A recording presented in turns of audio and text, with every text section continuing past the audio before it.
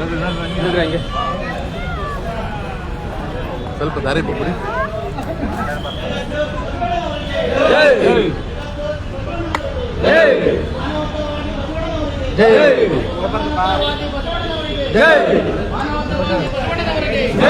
ಮಹಾನ್ ಮಾನವತಾವಾದಿ ಬಸವಣ್ಣನವರಿಗೆ,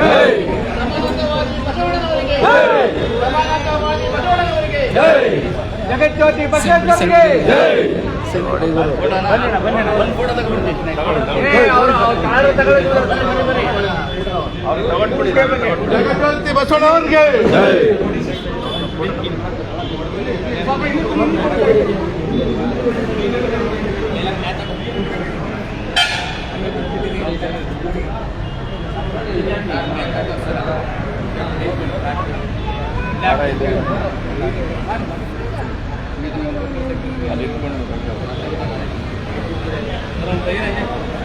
ಅಣ್ಣ ಒಂದ್ರಲ್ಲಿ ತಗೊಂಡು ಶೇರ್ ಮಾಡ್ಕೊಂಡ್ರಣ. ಫ್ರೆಂಡ್ಸ್, ಇವತ್ತು ಬಸವ ಜಯಂತಿ ಮೈಸೂರಲ್ಲಿದ್ದೀವಿ. ನಮ್ಮ KRS ಪಕ್ಷದ ಮೈಸೂರು ಜಿಲ್ಲೆ ಎಲ್ಲ ಪದಾಧಿಕಾರಿಗಳು, ಜಿಲ್ಲಾ ಉಸ್ತುವಾರಿಗಳು ಮತ್ತು ಉಪಾಧ್ಯಕ್ಷರಾದ ಸೋಮಸುಂದರ್ ಅವರು ಎಲ್ಲರೂ ಇಲ್ಲೇ ಇದ್ದಾರೆ ನೋಡಿ.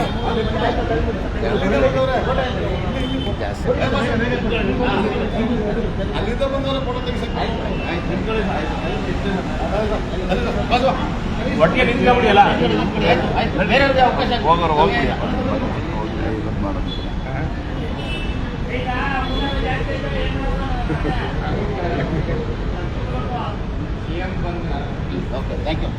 ಓಕೆ, ನಡ್ರಿ ಮುಂದೆ.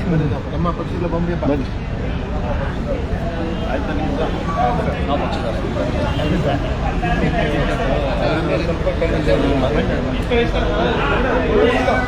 ಅಣ್ಣ ಸೈಡ್ ಬಿಡಿ ಸ್ವಲ್ಪ.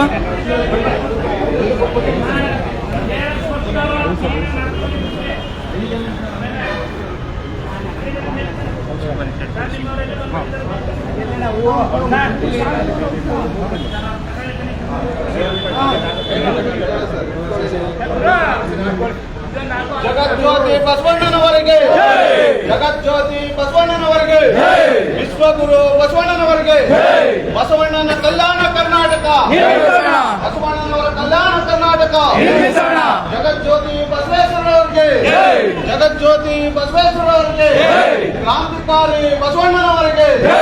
ನಿರ್ಮಿಸೋಣ ನಿರ್ಮಿಸೋಣ ನಿರ್ಮಿಸೋಣ ನಿರ್ಮಿಸೋಣ ನಿರ್ಮಿಸೋಣ ನಿರ್ಮಿಸೋಣ ನಿರ್ಮಿಸೋಣ ಬಸವಣ್ಣನವರ ಕಲ್ಯಾಣ ನಿರ್ಮಿಸೋಣ. ಅಣ್ಣ ವಿಶ್ವಗುರು ಬಸವಣ್ಣನವರಿಗೆ, ವಿಶ್ವಗುರು ಬಸವಣ್ಣನವರಿಗೆ, ಜಗಜ್ಯೋತಿ ಬಸವಣ್ಣನವರಿಗೆ, ಜಗಜ್ಯೋತಿ ಬಸವಣ್ಣನವರಿಗೆ. ಬಸವಣ್ಣನವರ ಕಲ್ಯಾಣ ಕರ್ನಾಟಕ ನಿರ್ಮಿಸೋಣ, ಭ್ರಷ್ಟಾಚಾರ ಮುಕ್ತ ಕರ್ನಾಟಕ ನಿರ್ಮಿಸೋಣ, ವಂಶ ಮುಕ್ತ ಕರ್ನಾಟಕ ನಿರ್ಮಿಸೋಣ, ಬಸವಣ್ಣನವರ ಕಲ್ಯಾಣ ಕರ್ನಾಟಕ ನಿರ್ಮಿಸೋಣ, ವಂಶ ಮುಕ್ತ ಕರ್ನಾಟಕ ನಿರ್ಮಿಸೋಣ. ವಿಶ್ವಗುರು ಬಸವಣ್ಣನವರಿಗೆ ಜೈ. ಮಾತಾಡ್ಬಿಡಿ ಸರ್ ಮಾತಾಡಿ. ಹನ್ನೆರಡನೇ ಒಂಚೂರು ಈ ಕಡೆ ಶತಮಾನದಲ್ಲಿ ಏನ್ ಬಸವಣ್ಣನವರ ನೀತಿ ಹೇಳಿದ್ರು ಅವತ್ತು ಇದು ಅಂತ್ಯ ಇಲ್ಲದಂತಹ ನೀತಿಗಳು. ಕಳಬೇಡ, ಕೊಲಬೇಡ, ಹುಸಿಯ ನುಡಿಯಲು ಬೇಡ, ಅನ್ಯರ ಮತ್ತೆ ಇದ್ರ ಅಳಿಯಲು ಬೇಡ. ಏನ್ ವಿಚಾರಗಳು ಇದಾವೆ ಇವತ್ತು ನಾವು ಸಂವಿಧಾನದಲ್ಲಿ ಅಳವಡಿಸ್ಕೊಂಡಿರುವಂತ ಪದಗಳು. ಕಳ್ಳತನ ಮಾಡಬೇಡಿ ಅಂತ ಹೇಳಿದ್ದಾರೆ, ಸುಳ್ತನ ಮಾಡಬೇಡಿ ಅಂತ ಹೇಳಿದ್ದಾರೆ. ಇವೆಲ್ಲ ಪದಗಳನ್ನ ನಾವು ಯಾಕೆ ಹೇಳಬೇಕು? ಇನ್ನೊಬ್ಬರನ್ನ ಅಸಹ್ಯ ಪಡ್ಕೋಬೇಡಿ ಅಂತ ಹೇಳಿದ್ದಾರೆ. ನಾವು ನಮ್ಮನ್ನೇ ಆಗಿ ಬಣ್ಣಿಸ್ಕೋಬೇಡಿ ಅಂತ ಹೇಳಿದ್ದಾರೆ. ಇನ್ನೊಬ್ಬರನ್ನ ತಗೊಳ್ಬೇಡಿ ಅಂತ ಹೇಳಿದ್ದಾರೆ. ಯಾಕೆ ಹೇಳ್ತಾ ಇದ್ರು? ಅವೆಲ್ಲ ಸಾಮಾನ್ಯವಾಗಿ ಜನಗಳು ಅರ್ಥ ಮಾಡ್ಕೊಳ್ಳಿ. ಸಂವಿಧಾನವನ್ನ ನಾವು ಇವತ್ತು ಏನು ಬರ್ಕೊಂಡಿದ್ದೀವಿ, ಇಷ್ಟು ಗಾತ್ರ ಪುಸ್ತಕಗಳನ್ನ, ಆ ಪುಸ್ತಕದೊಳಗಡೆ ಈ ಸಾರಾಂಶವನ್ನ ಇಟ್ಟಂತವರು ಅವತ್ತು 12ನೇ ಶತಮಾನದಲ್ಲಿ ಇರ್ತಂತ ಬಸವಣ್ಣನವರು. ಆ ವಿಚಾರಗಳೇ ಇವತ್ತು ಆ ಬುದ್ಧ, ಬಸವ, ಅಂಬೇಡ್ಕರ್ ಅಂತ ಏನು ಹೇಳ್ತಾ ಇದ್ದೀವಿ, ಆ ವಿಚಾರ ಮುಂದುವರಿತಾ ಇದೆ.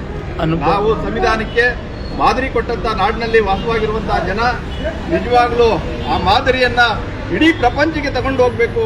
ವಿಶ್ವಗುರು ಅಂತ ಯಾಕೆ ಬಸವಣ್ಣನವ್ರನ್ನ ಕರಿತೀವಿ ಅವ್ರಿಗೆ ಅಂದ್ರೆ, ಅವರು ನಿಜವಾದ ವಿಶ್ವಕ್ಕೆ ಗುರುವಾಗಿದ್ದಂಥವ್ರು, ವಿಶ್ವಕ್ಕೆ ಚೇತನವನ್ನು ತಂದುಕೊಡೋದಕ್ಕೆ ಹೋರಾಟ ಮಾಡಿದಂಥವ್ರು. ಅದು ಅವರ ಇವತ್ತಿಗೆ 8 ಶತಮಾನಗಳ ಹಿಂದೆ ನಡೆದಂಥ ಒಂದು ಮಹಾಕ್ರಾಂತಿ. ಆ ಕ್ರಾಂತಿಯ ಭಾಗವಾಗಿ ನಾವೆಲ್ಲ ಇವತ್ತೆಲ್ಲ ಏನ್ ನೋಡ್ತಾ ಇದ್ದೀರಾ, ಹಳದಿ ಕೆಂಪು ಹಸಿರು ಟಿ ಶರ್ಟ್ ನಾವು ಹಾಕೊಂಡು ಏನ್ ಬಂದಿದ್ದೀವಿ, ರಾಜ್ಯದ ವಿವಿಧ ರಾಜ್ಯದಲ್ಲಿ ವಿವಿಧತೆ ಇದ್ರೂ ಕೂಡ ನಾವು ಒಂದು ಏಕತೆಯನ್ನು ಸಾಧಿಸಬೇಕು ಅನ್ನುವಂಥ ಕಾರಣಕ್ಕಾಗಿ ದಯವಿಟ್ಟು ನಾವು ಇಂಥ ವಿಚಾರಗಳನ್ನು ತಗೊಂಡು ನಾಡಿಗೆ ಕೊಡೋಣ.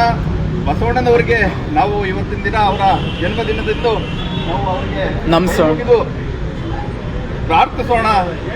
ಈ ನಾಡಿಗೆ ಶಾಂತಿ ನೆಲೆಸುವಂತೆ ಮಾಡಲಿ. ಈಗೆಲ್ಲ ಜಗತ್ತು ಅಶಾಂತಿಯಿಂದ ಕೂಡಿದೆ, ಇದು ಶಾಂತಿಯ ಮಾರ್ಗದಲ್ಲಿ ಸಾಗಲಿ ಅನ್ನುವಂಥದ್ದನ್ನ ನಾವು ಕೇಳ್ಕೊಳ್ಳೋಣ ಅಂತ ಹೇಳ್ತಾ, ಪ್ರಜಾಪ್ರಭುತ್ವದ ಪಿತಾಮಹ ಮಾನವತಾವಾದಿ ಬಸವಣ್ಣನವರಿಗೆ, ಮಹಾಮಾನವತಾವಾದಿ ಬಸವಣ್ಣನವರಿಗೆ, ಜಗಜ್ಯೋತಿ ಬಸವಣ್ಣನವರಿಗೆ, ಬಸವಣ್ಣನವರ ಕಲ್ಯಾಣ ಕರ್ನಾಟಕ ನಿರ್ಮಿಸೋಣ, ಬಸವಣ್ಣನವರ ಕಲ್ಯಾಣ ಕರ್ನಾಟಕ ನಿರ್ಮಿಸೋಣ, ಭ್ರಷ್ಟಾಚಾರ ಮುಕ್ತ ಕರ್ನಾಟಕ ನಿರ್ಮಿಸೋಣ, ಲಂಚ ಮುಕ್ತ ಕರ್ನಾಟಕ ನಿರ್ಮಿಸೋಣ. ಬಸವಣ್ಣನವರಿಗೆ, ಬಸವಣ್ಣನವರಿಗೆ, ವಿಶ್ವಗುರು ಬಸವಣ್ಣನವರಿಗೆ, ಕ್ರಾಂತಿಕಾರಿ ಬಸವಣ್ಣನವರಿಗೆ.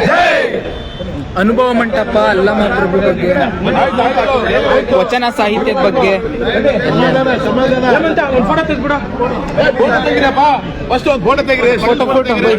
ನನ್ನ ಲೈವಲ್ಲಿ ಐತೆ, ಅವ್ರು ತೆಗಿತಾರೆ. ನಿಮ್ ಫೋನೇ ಕೊಡಿ. ಯಾಕೆ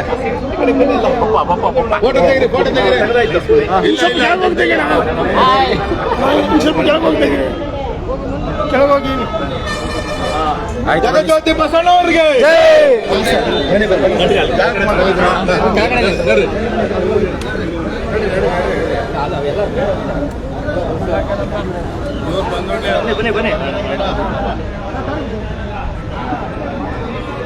ಇಲ್ಲ, ನಾಗೇಶ್ ಅವ್ರು ಫೋನ್ ಮಾಡಿದ್ರು ಇಲ್ಲೇ ಬಂದಾನೆ ಅಂತ.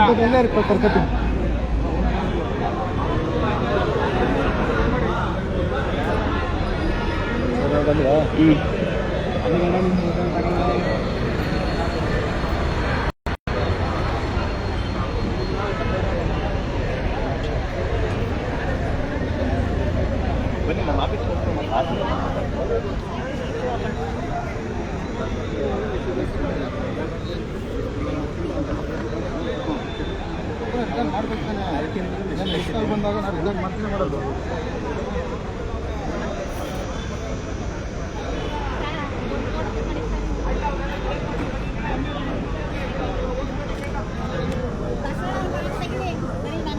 ಇವ್ರನ್ನೇ ತಗೋತಾರೆ, ಸೆಲ್ಫಿ ತಗೋತಾರೆ.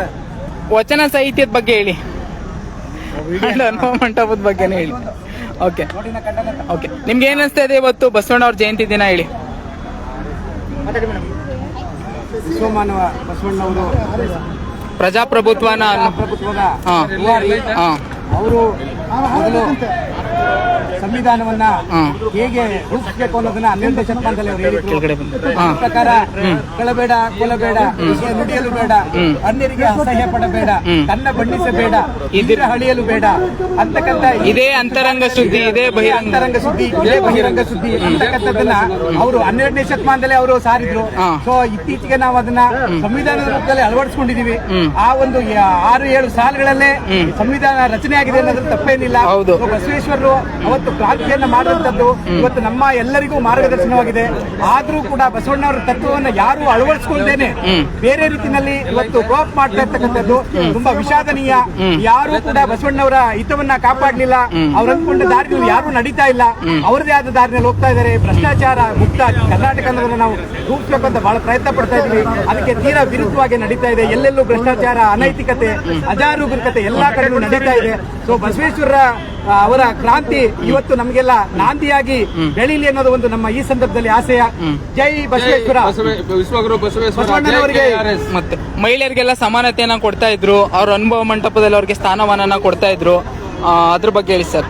ಸ್ಥಾನಮಾನವನ್ನ ಕೊಟ್ಕೊಂಡು ಬರ್ತಾ ಇದ್ದಾರೆ, ಬಂದಿದ್ದಾರೆ. ಆದ್ರೂ ಕೂಡ ಇವತ್ತು ಅವರ ಆಸೆ ಇದ್ದಂತೆ ನಡೆದಿಲ್ಲ. ಸ್ಥಾನಮಾನದಲ್ಲಿ ಏನು ಉಳ್ಕೊಂಡಿಲ್ಲ.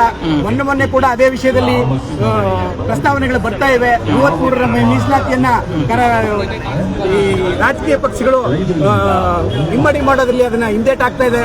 ಯಾಕೆ ಅಂತಂದ್ರೆ ಅವ್ರಿಗೆ